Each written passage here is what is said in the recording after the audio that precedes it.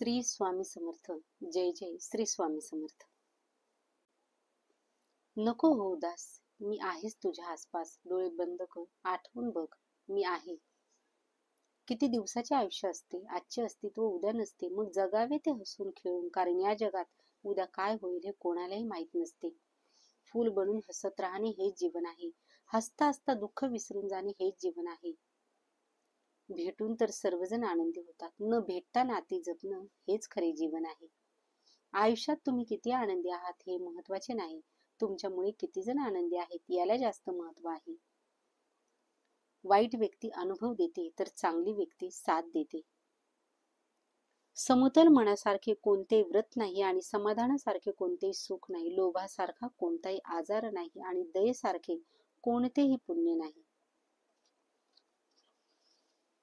प्रत्येक गोष्ट मनासारखी घडली असती तर जीवनात दुःख उरलं नसतं. दुःख जर उरलं नसतं तर सुखाला कोणाला कळलं असतं. जेव्हा जेव्हा तुला माझी गरज असेल तेव्हा तेव्हा तुझ्यासाठी नक्कीच धावत येईल. हाच तुला आशीर्वाद. काही वेळा नियती तुम्हाला मुद्दाम अनपेक्षित संकट देते, ते फक्त आपलं कोण आणि परकं कोण हे ओळखण्यासाठीच. कोणत्याही सकारात्मक विचारांना कोणतेही विष मारू शकत नाही आणि कोणत्याही नकारात्मक विचारांना कोणतेही औषध वाचवू शकत नाही.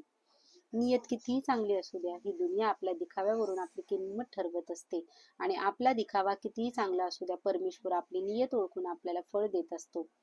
मृत्यूनंतर जे काढून घेतले जाईल तो संसार असेल, पण मृत्यूनंतर जे चितेच्या ज्वालासोबत लपेटून घेईल ते तुमचे कर्म असेल आणि मी तुमच्या सोबत असेल. मी तुझ्या मदतीला सांगून नाही न बोलवता धावून येईल. फक्त माझ्यावर विश्वास ठेव, कर्मावर विश्वास ठेवा. किती संकटे आली तरी तुम्ही त्यातून बाहेर याल.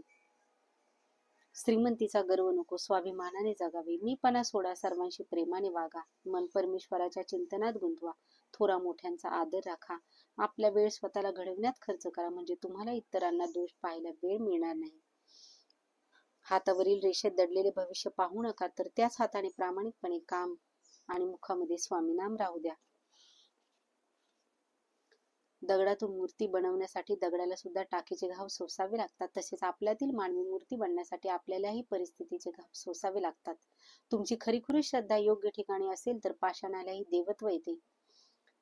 तुमची अंधश्रद्धा असेल तर मानवी रूपातील पशु त्याचा फायदा घेऊन परमेश्वराच्या नावाखाली तुम्हाला जाळ्यात अडकवून तुमची कठपुतळी करतो. जीवनात दुःख आले तर आपले दुःख आणि वेदना जगाला सांगू नका. सूर्य बोलत नाही, त्याचा प्रकाशच त्याचा परिचय देतो. त्याचप्रमाणे तुम्ही तुमच्याबद्दल काहीच बोलू नका. उत्तम कार्य करत राहा, लोकच तुमचा परिचय देतील. जय जय श्री स्वामी समर्थ.